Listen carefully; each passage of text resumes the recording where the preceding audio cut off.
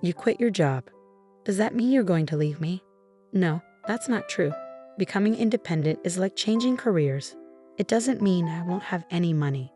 You think going independent will work? I doubt it. Maybe you should go independent from me too. Huh? Are you talking about divorce? I won't support someone who's not working. My name is Lisa. I'm 40 years old. I've been working while raising my child. I didn't work after my daughter was born, but I was lucky to get my old job back when she started elementary school. I mainly work from home now. My daughter is in 6th grade, and I think it's time for me to try something new at work. My husband is also 40. When we married, he was a salesman with good prospects. He was confident in his job, but he switched jobs 3 years ago, hoping for a better salary. Instead, his salary went down, his benefits are worse, and he has to work overtime every day. My family lives on a farm in the countryside. My daughter has been helping them in the fields since she was little. She loves visiting and working with her grandparents. My parents love doing field work with my daughter, but my husband hates the countryside and never wants to visit my parents' house. I'm going back to my parents' house for a week. How about you? I have work to do, so I'll stay here. I'm finishing up a project. I knew my husband wouldn't come, but we're a family, so I still ask. Even though he's not coming, it's polite to ask. When my daughter and I are at my parents' house, my husband calls me every day. It's fine if he's calling to check on us or show he cares, but he usually calls about trivial things. What should I eat today? Why not eat the leftovers in the fridge? I'm not in the mood for that. Then cook something yourself. Why should I? I'm tired. Yeah, you've worked hard. Where are my clothes? They're in your usual drawer. What's with the folding and cut corners? Well, you're on your own then. My husband has been like this the whole time we've been at my parents' house. So I mostly ignore his calls and messages. He also doesn't like it when we go to my parents' house. When we get back, the house is always filled with garbage. Mom, when we go to Grandpa's house, it always gets so messy. Yes, it does. Why do you always clean up the mess, Mom? He's the one making it. Shouldn't he clean up after himself? Of course. My daughter is also frustrated with my husband's attitude. Even though we're enjoying Grandpa's house, I hate coming home to a dirty house. My daughter feels the same way. Hey, can we leave early from Grandpa's house? Grandpa and Grandma must be tired from working in the fields. I wish I could help out. Thank you. Grandpa and Grandma would love that. My daughter's kindness is a contrast to my husband's selfish behavior. I'm really tired of dealing with his childish ways. After a long vacation, I went to my company to discuss my health, annual assessments, and goals. Inspired by my daughter's comments, I proposed to the president that we use our program to make agriculture more it-oriented. Other companies have been working on this for a while. The president agreed that this is a business that has been around overseas for decades. Japanese companies have been developing new agricultural models for about 10 years. With our data, we can make it work successfully. We already have farmers interested in this model. I see. In the meantime, can you submit a proposal? Sure, I will. I quickly asked my parents to cooperate, and they agreed right away. My daughter's comments about wanting to help her hardworking grandparents gave me a great business idea. A month after I submitted the proposal, my project was approved. I worked hard on it because I was worried about my aging parents. If the project succeeded, it would really help them. But my husband kept trying to discourage me. You've been acting all cheerful lately. I don't like it. Oh, really? Are you getting carried away? I don't know. Your face just demotivates me. Well, if that's the case, you don't have to look at me. I know my husband just wants to make me feel bad. I already feel bad enough, but I try not to show it. I keep my tone normal and treat him as usual. He's always like this. When I'm happy or excited, he tries to hurt me. I'm used to it now, so I don't let it affect me, but it's still frustrating. I can't just not look at you. We live together. That's not true. You can just stay in your room. I can handle my job and take care of our daughter on my own. If you took care of yourself, we wouldn't even need to interact. That's not what I meant. My husband yelled at me.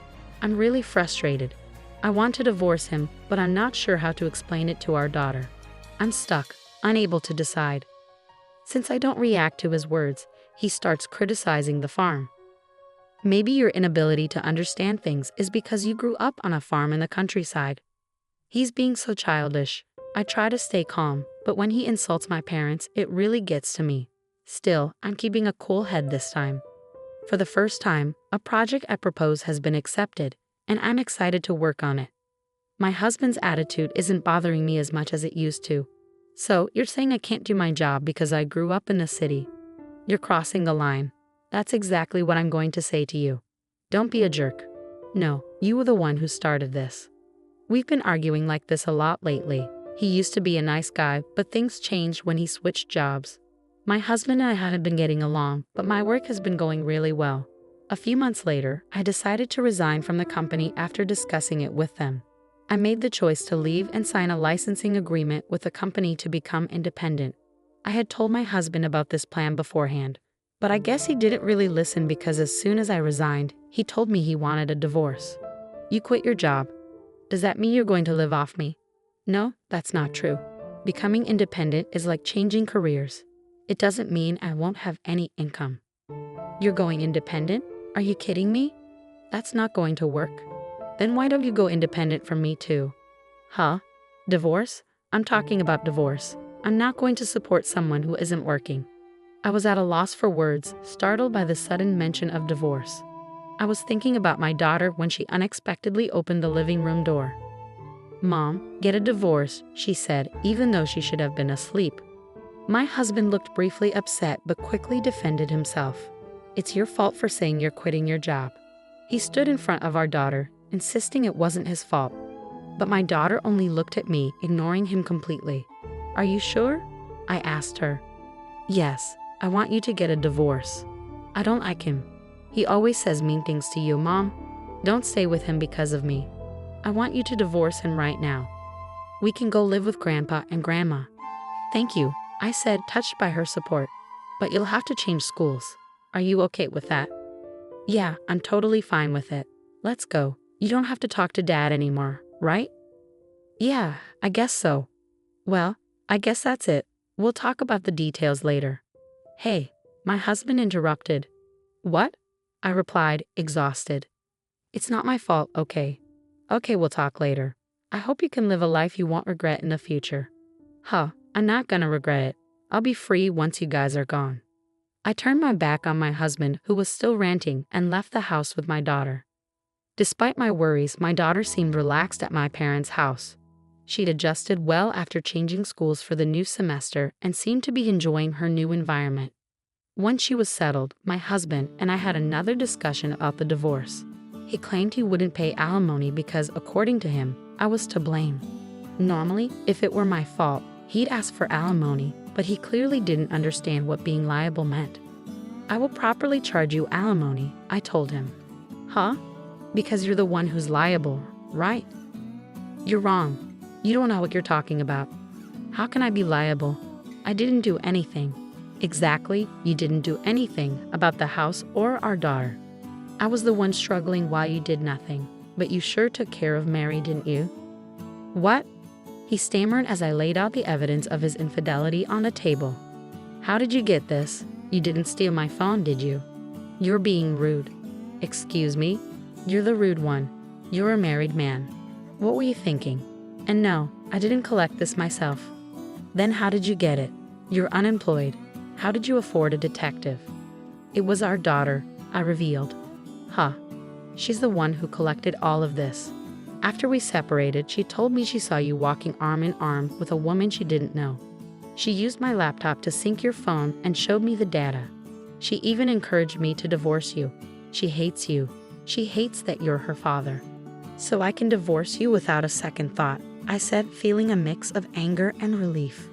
I can't believe you let our daughters see those pictures. You're such a lousy father.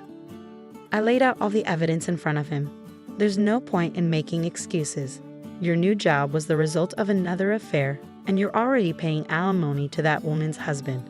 You even lied about your salary being reduced, and I've looked into all of it. At that point, my husband, who had been stubborn and defensive, finally nodded, realizing he was caught. I'm proud to have such a talented daughter, he said, trying to shift the conversation. I'd be happy if she takes over my company in the future, if that's what she wants. Sorry, he muttered. Sorry isn't enough. Let's not avoid the divorce. You don't want to be unemployed, do you? I'm not stopping the divorce. And if you don't pay alimony and child support in a lump sum, I'll go to your company and tell them everything. If you do that, I won't be able to keep my job, he pleaded. Maybe you should start looking for a new one then, I said, standing firm. You're going to regret this for the rest of your life, he threatened. But I knew I wouldn't. My husband tried to ask me for help, but I just smiled and brushed him off. After that, he was reluctant to sign the divorce papers, so I hired a lawyer and let him handle everything. Less than 2 weeks later, we were divorced. My husband didn't want to spend any more money since he was already dealing with 2 alimony cases and paying child support. He knew that hiring a lawyer would push him to the brink of bankruptcy. In the end, my ex-husband paid alimony and child support in one lump sum. He couldn't cover it with his savings, so he went into debt and even informed me, hoping I'd feel sorry for him, but I ignored his pleas. When I filed a claim for alimony against his cheating partner, it led to a huge fight between them, and they broke up. The woman was furious about having to pay alimony, but she eventually agreed. She had to ask her parents for the money, and I heard she moved back to the countryside to help with the family business, where her parents could keep a close eye on her. As for my ex-husband, he couldn't afford the rent on his apartment anymore. He ended up moving into a shabby apartment, struggling to get by. My business has really taken off, and I'm enjoying every day. Things didn't work out with my husband, but I'm glad that what I've learned has been useful for my family's farming business. My parents are thrilled that the IT system has significantly reduced their work hours and lightened their workload. I owe so much of this success to my daughter.